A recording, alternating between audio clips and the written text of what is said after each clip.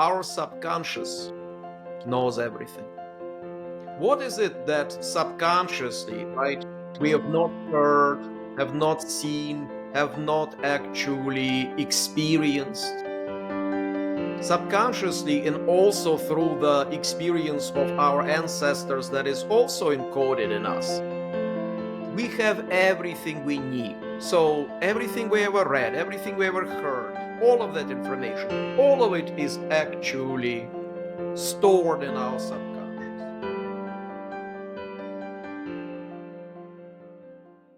Hello, everybody, and welcome to Unlocking Creativity, Conversations in the Demidov School. My name is Nolan Hennelly.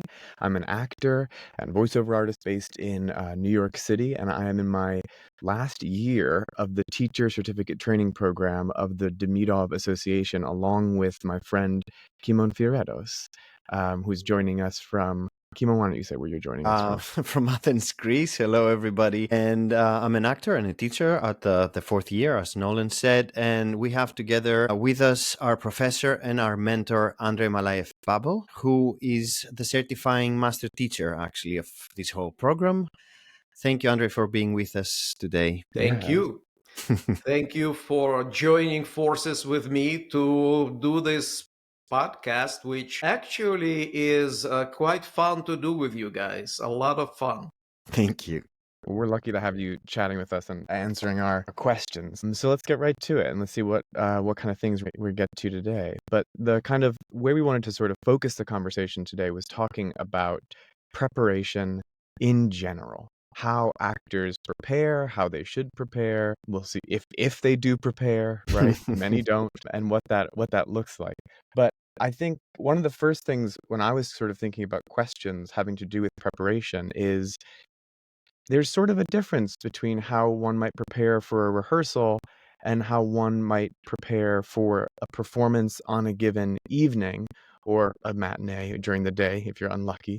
Not my favorite. So, but I wanted to ask, is there really a difference to how you should prepare between a rehearsal and a performance, or really should you be preparing in the same way? I didn't know if you wanted to get started maybe talking about that. Yes, absolutely. Well, you reminded me when you said, do actors at all prepare?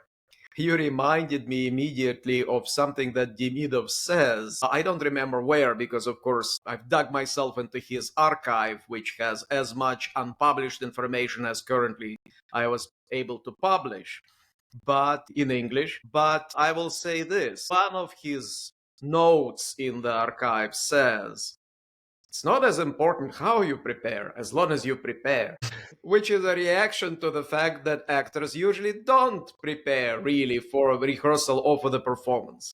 And when they don't prepare for the rehearsal, well, I guess it's okay because the director is on the receiving end of that and the partners.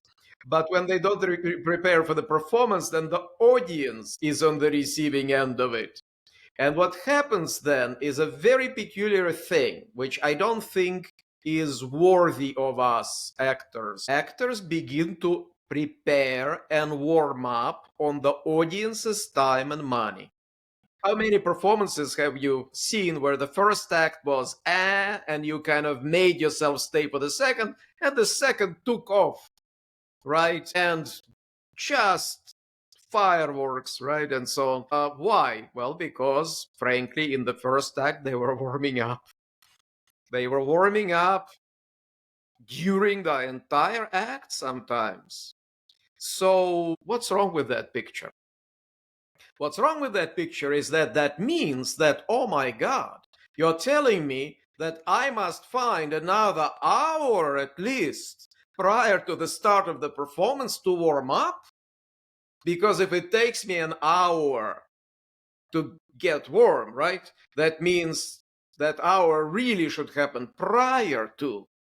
Well, it depends, right? Because the great Salvini, one of the greatest tragedians who ever lived, of course, had a 3-hour preparation process at least, according to Stanislavski's memoir. So he arrived at the theater at 5 p.m. The performance was starting at 8 back then, I understand. And Stanislavski describes that very elaborate preparatory process that Salvini went through. when he gradually immersed himself in the circumstances, in the character, in the surroundings, kind of remaking the conventional surroundings of the theatrical space into the surroundings of Othello, let's say, right? Because he was famous among other roles for Othello. So what's wrong with that picture? What's wrong with this picture is that Salvini is a genius. And Demidov points out, it's a rare thing, genius. Now, we might use that word lightly, but let's face it. When we say someone is a genius, right, usually it means they're really talented.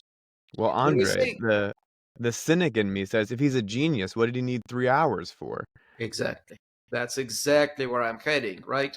So, what is a genius, right? A genius is an exceptional artist, really exceptional. And why would he need 3 hours? And if I'm not a genius, Then how many hours how do I many need? hours do I actually need? Andrei, I remember you said that most actors, because you were talking about warm up, how some actors they'll warm up their bodies, they will warm up their voices, but their souls they're still cold. Nobody's warming up their soul. That is absolutely true, because that's the most mysterious thing of all. How do I warm up my soul? How do I warm up the character? What, in the method acting way, where I, dress up as my character and go out into the street and make sure that nobody can recognize me as an actor and they think that I'm a real person, right? So how do I do it? So that's the real question. I don't want to say that we don't warm up because we are lazy. I really don't want to believe it, although probably partially it's true.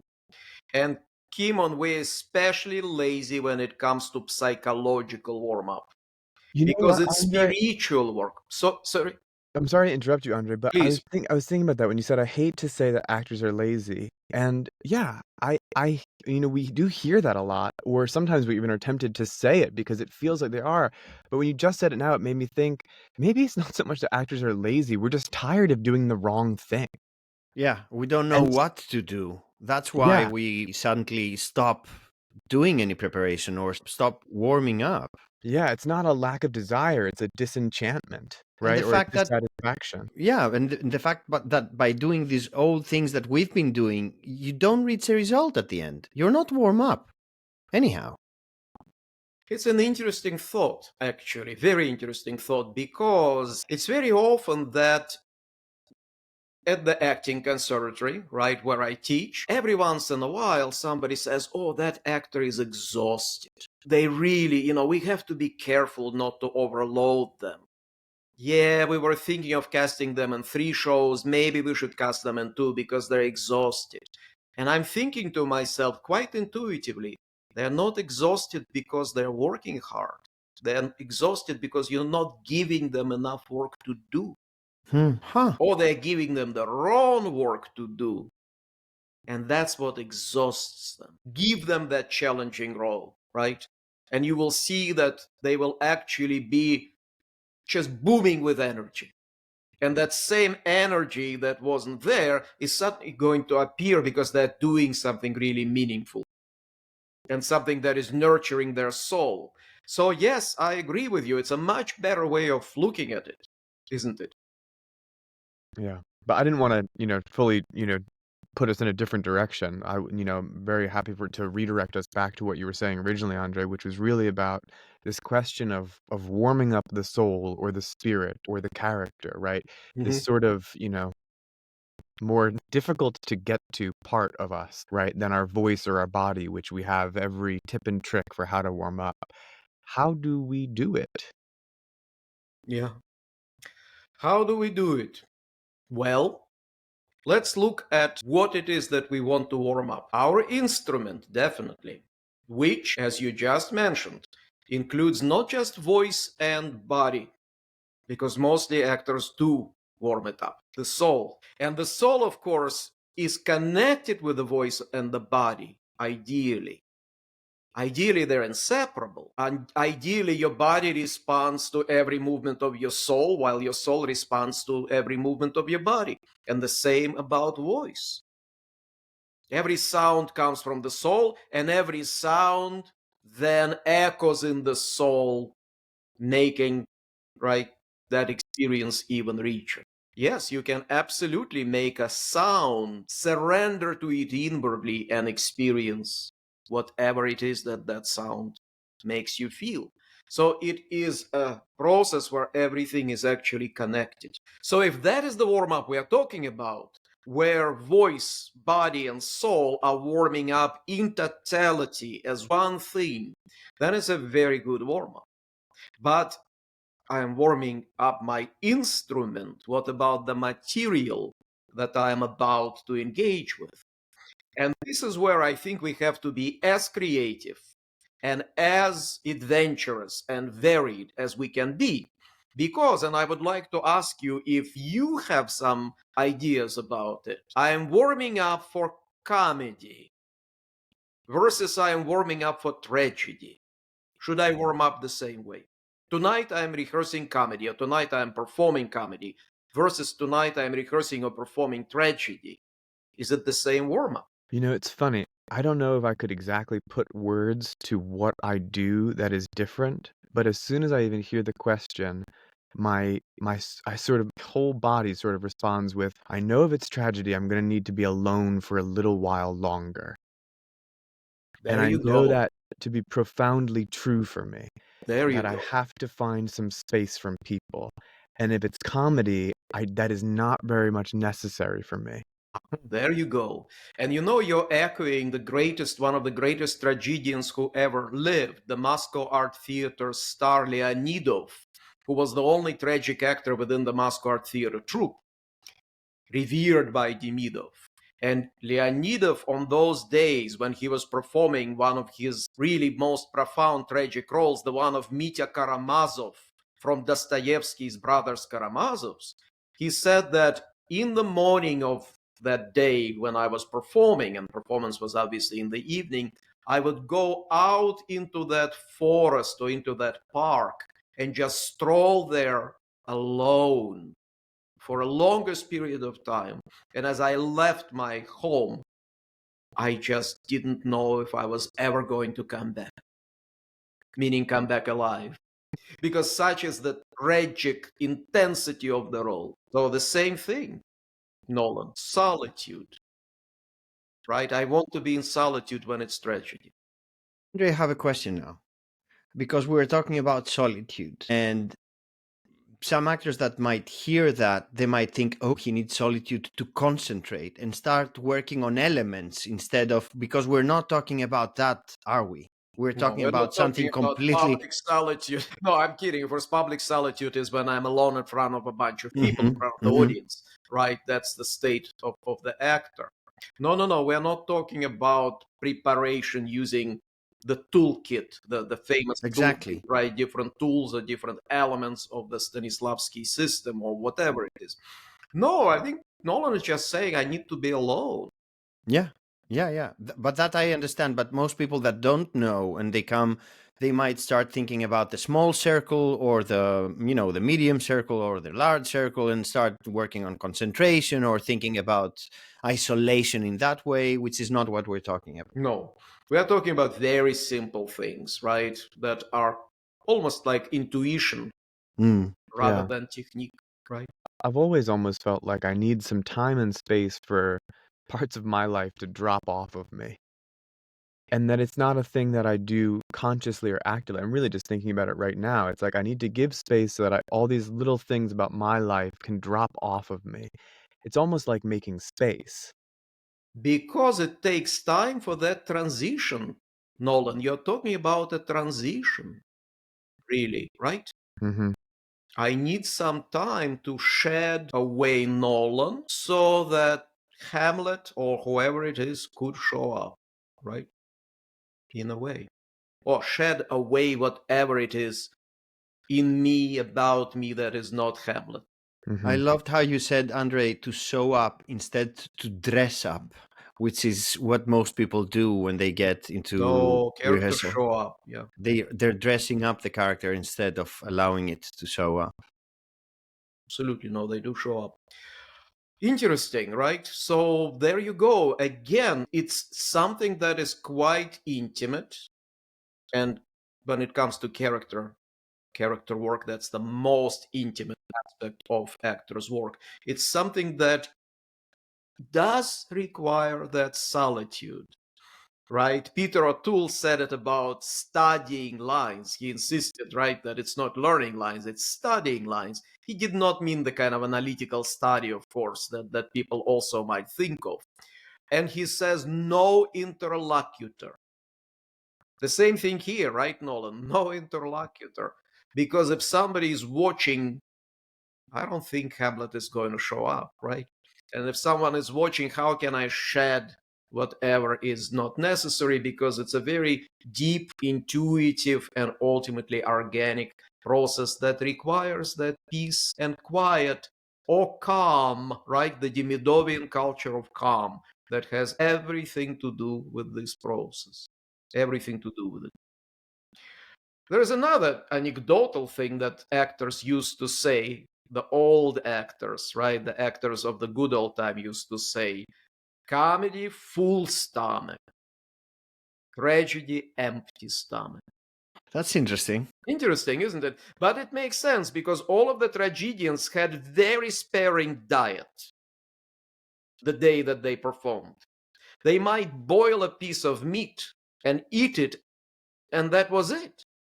Or maybe had that, bouillon or something. So in other words, they wanted it to be compact in the stomach, right? So that on one hand, it supplied energy, and may the vegetarians forgive me, please, right? We're talking about, again, good old days when they didn't know better. So, but you see, the idea was that they did not want the energy to be spent on digesting food. Right? They didn't want also to have obviously anything spicy for obvious reasons, right? So they didn't want the digestion to become a thing, so to speak. So that's why they needed energy, but they did not need to divert the energy towards digestion, right? So that's why, that particular diet. So it's interesting It how makes they me ate think. very sparingly the day of the performance, right? But they did need something nutritious. So that's also preparation, isn't it? I was gonna say it makes me think, Andre, of that line that Romeo has where he says, I forget what comes before it, but he says, like empty tigers or the roaring sea. And I remember saying that line, and there is a kind of infectious hunger about Romeo at the end of the play, that everything has to come into him. Juliet and the whole world kind of has to come into him before he expires. And there's something kind of consumptive about it. Beautiful. Beautiful. So, shall we talk scientifically now? Yes, please. I've been waiting all day. Because, of course, right, there are these completely intuitive ways of preparation that are wonderful. And at the very least, if you follow your intuition, right, it's not going to stir you in the wrong direction. So, this is why Demidov said it almost doesn't matter how you prepare, right? Because different people might do it differently. And most importantly, for different type of performance, you should prepare differently as long as you prepare, as long as you give your character time, as long as you actually find yourself in the right psychophysical space to go onto the stage, right? So we have these actors who have long preparation process, right? And through that preparation process, as Nolan said, they gradually put onto the far back burner their own circumstances as the actor, so that their circumstances as the character could emerge, surround them, and really get onto the front burner. Because usually when actors perform, unfortunately, their personal circumstances are on the front burner, such as, is the audience going to like me tonight? Mm. Is it going to be a good performance, right? Will my partner finally remember her lines? Am I about to get audited by the IRS? Unfortunately, am I going to be audited by IRS, right? What's in my refrigerator? Do I have enough for tomorrow, right? So instead of being on stage, they're kind of traveling through their own refrigerator. So that means that they have not done that job that Nolan was talking about of shedding self. Remember Eleonora Duse? What's the most important thing? Forget self, right? That's self-noting of Eleonora Duse. And as a result, when she enters the stage, she is the character, 100%. She remains the character for the duration of the performance and walks off stage as her character. How often do we have this uninterrupted living in character that is not interrupted by those thoughts about our IRS that Nolan just mentioned, right? So that's the job, ultimately, is to put the actor far, far, far onto the back burner and to have the character come onto the front burner, so to speak. And yes, it requires time, it requires preparation, it requires technique, maybe. Mm-hmm.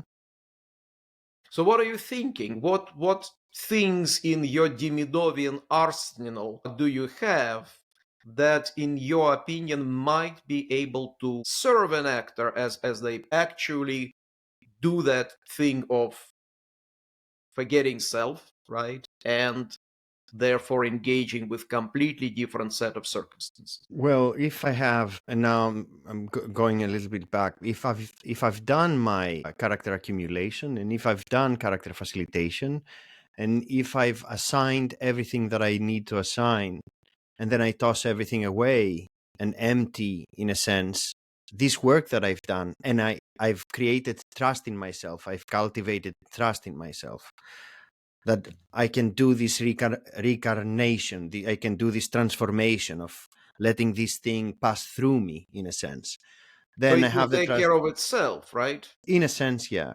If I've done my homework, Mhm. right, and if I am hopefully in constant training when it comes to the organic acting technique, the technique of living on stage spontaneously, right, freely. Nolan, what are your thoughts? Yeah, I think Kimon put it well. I mean, you know, there's two things actually, because we were talking in the beginning about, and you did mention this very quickly, Andre, that there's that physical and vocal warm up that people do, right? And I was thinking about how you said, if I'm surrendering to how each of those things make me feel, then they come from the soul, right? And then that begins to be a warm up of the soul. But actually, I wanted to dwell on that for a moment because that is huge. Because that is a thing that any actor today could take things that they are already doing. And I realize how many times I've seen actors preparing so mechanically in a voice warm up or in a physical warm up. So they're just physicalizing and just basically vocalizing. Yes, and how much good you could do before even this conversation about the soul or about character facilitation. For people that don't even know any of the terms Kimon just used, how much good you could do just in a room of those kinds of actors saying, can you surrender to how each of those things makes you Make you feel feel. as you go? And I would love to just see what difference that might make in someone's performance on a given night. Could I add something? Would it be feasible to do? I mean, we have this wonderful thing that we do, and we do it every time in class. Two-liners, like do etudes to warm up, because the etudes warm up my technique, and it's not a technique of falling back technique, it's a technique of inspiration. So if I'm doing etudes, for instance, to warm up, I'm inviting inspiration, right? I'm inviting things that I need on stage, green lighting, allowing, permitting, all these wonderful things. So maybe part of my preparation would be to just bring my technique in the Yes, room. absolutely. If you have somebody else available, right, who Mm. knows the Demidov Etudes, that are wonderful warm-up device. Why? Because they take care of one very important thing. Let's face it, gentlemen. After I've done my play again and again and again and again, it becomes a known commodity. I know exactly what's about to happen, down to the blockings, down to sometimes my partner's intonations, because very often they don't change, right? I know exactly what's about to happen. Good luck reacting spontaneously. Good luck perceiving things as if they've never happened before, because in most plays, if these are good plays, It's not a deja vu. It's not a Groundhog Day, right? Everything that's happening is usually happening to the character for the first time. Imagine Hamlet who, oh yeah, my father dies every day, right? And yeah, my mother marries my uncle, well, every second day, right? Oh, the ghost of my father, yeah, he's constantly there. So, but that's what it becomes after you've done the 33rd time. Do you see what I mean? So, how? Well, here is the Demidov Etude. If you play a couple on the day of the performance, they will actually cleanse your perceptive channels and activate this kind of surpriseness, if you wish. I know there's not a word like that. Why? Because they're designed on the condition that I don't know who my partner is, I don't know who I am, I don't know where I am, what the history is, where we're coming from and where we're going, right? What time it is. And yet all of it materializes for me just from the text that I've repeated a few times. And then I begin to trust my impulses. And everything takes care of itself. Needless to say, it activates this mechanism in us, the mechanism of perception, among other things, where even when I then walk into the situation that I've been in quite a few times, I take it as a surprise. Yes, Kimon, it's a wonderful warm up, but I need another actor who either Yeah. knows Demidov or is adventurous enough to actually warm up with me like that on the day of the performance, although they don't really know Demidov. Do you see the problem? So what do we do when we're on our own? Well, when we are alone, of course, we could do individual etudes. But again, right, let's spare our listeners who are yet perhaps to experience what a Demidov etude is, right? Because, of course, there are solo etudes as well, and we can certainly do it. Let's keep talking about things that are actually accessible for everyone. On that note, I actually wanted to shift our conversation a little bit. Something we don't typically talk about very much, but I think it might resonate with a lot of people when they think about preparation. And that is the term research, because it's a thing that you acting teachers will go on, and I know I just saw Kimon just go, oh yeah, because acting teachers will go on and on about research and character research and all this stuff. And I'll just offer, Andre, before I kind of ask you to take it over, that I have always found research for me to be something that is best done passively. And for me, it has always just been not researching necessarily the playwright who wrote the play, or doing really detailed, research on the time period and every detail about the time period. But something that I've often engaged in is listening to music from that time period passively, or reading books from that time period passively, or even watching movies if it's a more contemporary role, with no objective and not looking for anything in them, but sort of just enjoying them and letting them kind of permeate me. Not bad. Yeah, how Not would you bad. feel I about that? think, yeah, I think where we're heading is very interesting place, right? Because we cannot obviously teach Demidov in the podcast format, right? We would love to, right? But we are talking to our fellow actors and we're trying to be helpful as Mm, well. So you are just opening a very interesting theme. Forget what to do. Let's talk about what not to do. okay. Because by not doing certain things that can actually bring a lot of harm, right? We're already going to cleanse the way for our creativity, to clear the way rather for our creativity, right? Because let's think about this huge number of obstacles that these would-be techniques, right, or certain aspects of the even good techniques that maybe were not completely thought through by their creators or not tested as well, but just thrown out there, right? Hoping that they might work. So wouldn't it be a huge task to unburden the actor from all of these things that they're doing that ultimately creating obstacles in the place, in the flow rather of their subconscious creativity, of their talent? So yes, absolutely. When we're talking about analysis, research, and so on and so forth, let's be very clear. If something is not in the text, right, not only in the text of the play, but even in the text of your role, it's a very bad play. ultimately. Mm. And you probably don't want to do it. And even if you have to do it, right, it's not worth researching ultimately because it's very simplistic. Let's also remember one thing. Our subconscious knows everything. What is it that subconsciously, right, we have not heard, have not seen, have not actually experienced?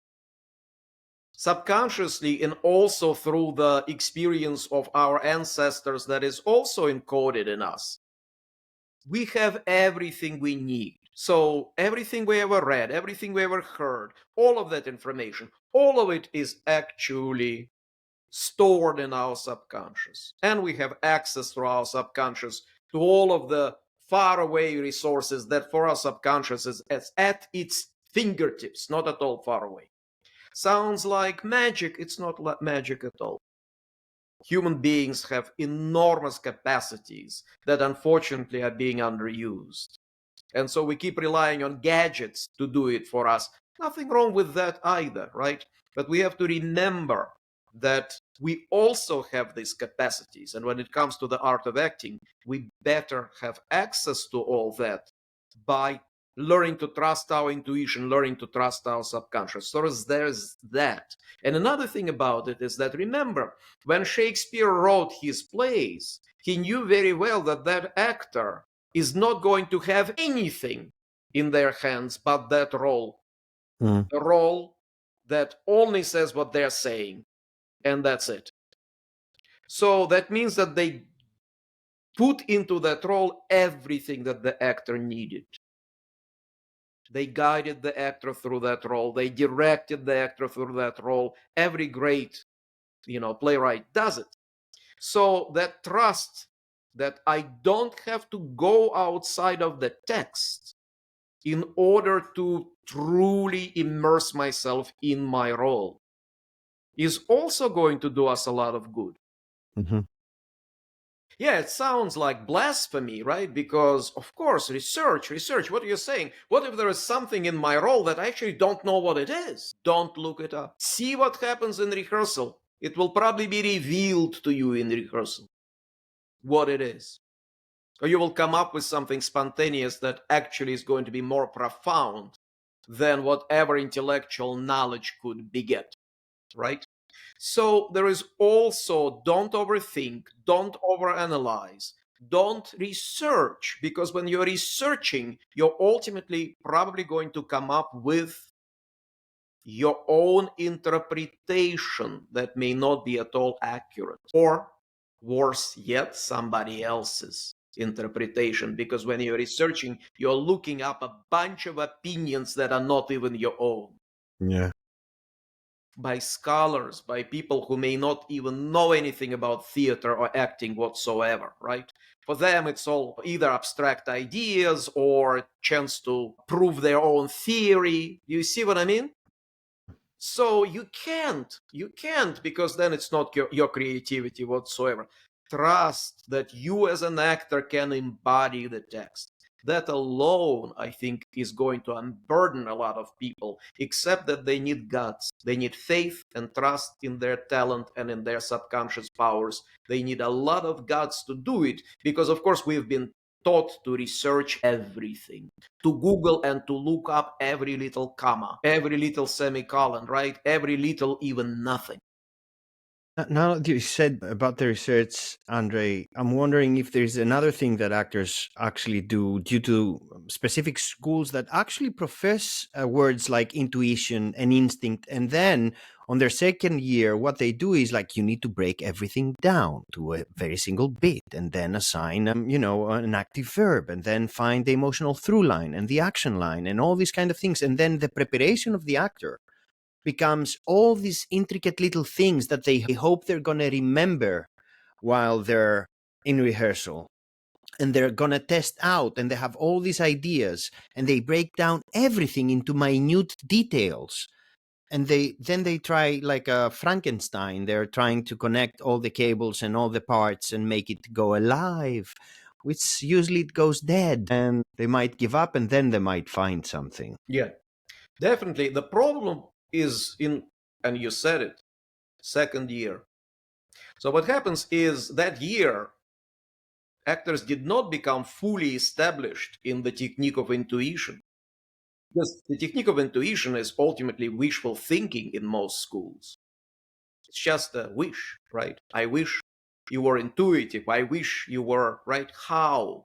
Only Demidov actually shows you step by step, so to speak, how.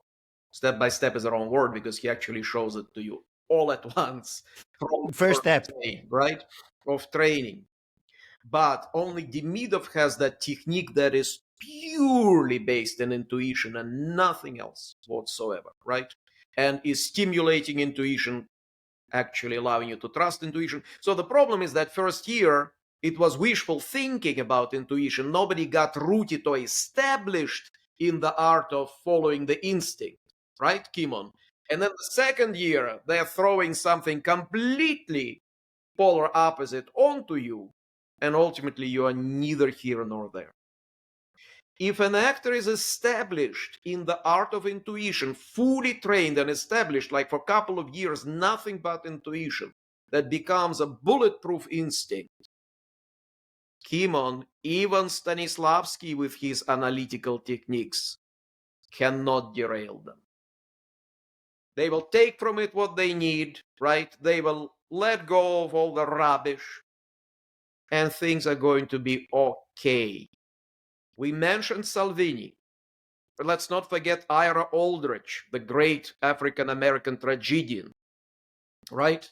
Let's not forget Ernesto Rossi. Those are Italian tragedians. Those are tragedians who had actually intellectual smarts. Aldrich was a great interpreter of Shakespeare and a genius director who directed all of these ensembles that he performed with, because when he went on tours, he didn't bring his company with him like Eleonora Duse, right? He had to direct the local actors, sometimes amateurs, and he did it brilliantly, which means he could interpret things for them and interpret accurately. The same with Salvini. His roles were, very particularly interpreted, which means that they somehow combined affectivity with intellectual smarts. Oh my God, two polar opposite things, right? But clearly in their acting process, they went entirely on affectivity. They functioned entirely on impulse and surrender and instinct and inspiration, right? They had that technique of inspiration, which was indestructible. And so these things that they achieved through intellectual thinking, they were actually not detrimental to their acting genius, so to speak. But for most of us mere mortals, especially premature analysis and premature overanalysis and intellectualizing is going to kill the creative spark, kill the embryo of the character. You have to be very careful when you do it and how you do it, right? In what order, and so on and so forth. And even then, do we really know about Aldrich, Rossi, and Salvini? Maybe their works looked smart because they were actually divined and not at all constructed. It's also possible, right? The same thing with Garrick as well, right? Who was a director, producer, actor. So which means that he had some kind of intellectual, aspect. But somehow it was so beautifully married with the subconscious, and most importantly, when they were on stage, none of it was present, right? They were living the part, not delivering the part or constructing the part in front of the audience. I read a book a few years ago. I think, if I remember correctly, it was called Lances with Orson. And it was a director / journalist that was having dinner with Orson Welles. Yeah. And I remember a quote very, very vividly. He said, like, the best actors I've ever met were idiots, which I don't believe, but had the ability to become at least an idiot when the time asked them to become one. Lucky Fool, Demidovian Yeah, Lucky Lucky Fool, Fool. right? Lucky Fool. Yeah. Yeah, it's a whole culture ultimately, and whole technique in Demidov. Yeah. I'll tell you an anecdote. At the Vakhtangov Theater in the good old days, there were two actors. One very important actor. The Demidov School is named after him. And another one was actually eventually became the artistic director of the company, but he was not nearly as conscientious, deep, and disciplined. And they shared the dressing room. And this important actor, he came several hours prior to the start of the show. He did all of the preparation. He did all of the work, immersed himself, right? As he put on makeup, he gradually transformed. And the other actor just ran in 5 minutes prior to curtain, slapped on his makeup and put on costume, and then ran out on stage. And this serious actor is really got on his nerves over time because he never knew if the performance was even going to happen because 5 minutes prior to the start, right, the partner is not there. So, and he came to this actor and said, listen, Ruben, his name was Ruben, please, please, please, can you come early? Can you prepare? Because you really interfere with my preparation process. Instead of, immersing myself in everything, I'm just worried where you are. Next day, Ruben came 3 hours prior to the performance. He was bored to death. He just sat there in the dressing room, went out into the foyer, came back. He didn't know what to do whatsoever, right? He put on costume and makeup in advance, and then that was it. Then he completely didn't know what to do, right? And that night, he performed horribly. His partner came to him and said, Ruben, come whenever you want, just perform the way you used to. So look, Demidov explains that phenomenon actually. Whatever this important actor achieved through long preparation, this other actor achieved by running in a second before the show. In both cases, it was distraction from self, right? So the important actor took hours to actually shed away self and find themselves in the shoes of the character rather than in the shoes of that actor who had his own bunch of problems, right? But they were not characters. And this other actor, he needed the distraction of, being in that state of agitation where he's about to miss the performance, right? At the last moment, ran in. And again, he achieved the same thing. By completely non-scientific means, he achieved the same effect of forgetting self ultimately, right? And then finding themselves suddenly on stage and in this almost state of shock, so to speak, right? Being able to kind of begin to live on stage with the circumstances that suddenly were bombarding him, right? And rename them right there into the character. It goes back to what you were saying earlier, Andrei, that you have to trust your own intuition when it comes to that preparation, that it's deeply and uniquely personal. Before we go, I'm just going to ask one more question. If you have time for one more question, Andrei. And I was thinking, so much of what we talk about, I've always sort of thought about the play or the role like a seed, and you're sort of planting it into the soil of the subconscious. Can you enrich the soil? Are there things you can do that sort of enrich the soil of the subconscious? Does engaging with, different arts, is there value in that? That can be done passively. That's not really preparation for this role or this evening, but really just kind of enlarges me as an artist. Do you think that's of value? What you feed the soul matters, doesn't it? And isn't that preparation? If you feed the soul, most exquisite things that have been created by humanity, right? It nourishes the soul in a certain way. If you feed the soul rubbish, it also probably does something to the soul in theory. Yes, of course. But then people are going to say, wait a second. I'm very sorry, what you call rubbish, you see what I mean? Isn't it all relative?